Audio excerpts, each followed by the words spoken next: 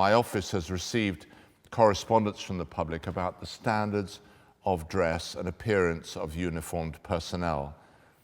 To ask you what is the force policy on uniform and appearance whilst on duty is one of the broadest questions I can imagine.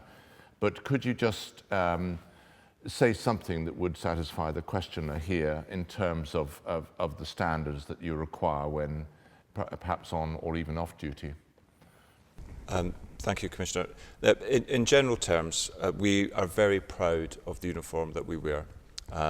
And that is something that we instill in young officers when they join, and something that we as the leaders of the organisation repeat at events and when we meet with staff. It is something that we are very keen to protect, if you like, the brand image of Devon and Cornwall Police. And it's something that when we see that standards have fallen below those that we expect, we challenge robustly. The issue around uniform appearance, I do understand has changed as the uniform itself has changed.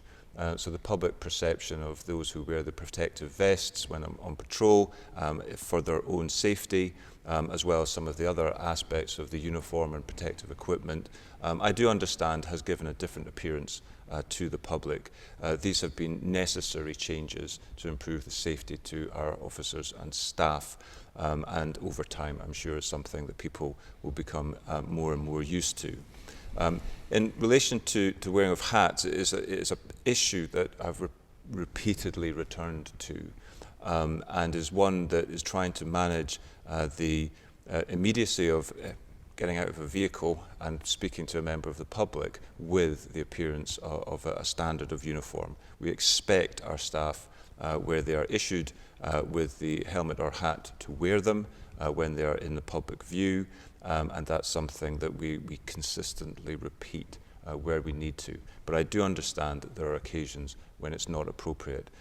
Sometimes it's helpful as a way of putting forward an image which is more engaging. So if they're speaking to a young person, sometimes taking your hat off is a better way to approach it. But generally speaking, the advice from us as the leadership of the organisation would be we expect a high standard of uniform dress.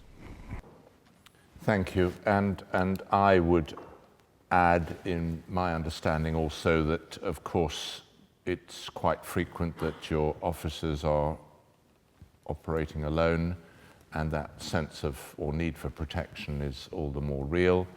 And as I understand it, the use of the undershirt or vest underneath is there because of the heavy outer protective layers, whereas a white shirt would soon be would look worse, I would imagine, over time if that were the case. So I understand that as well.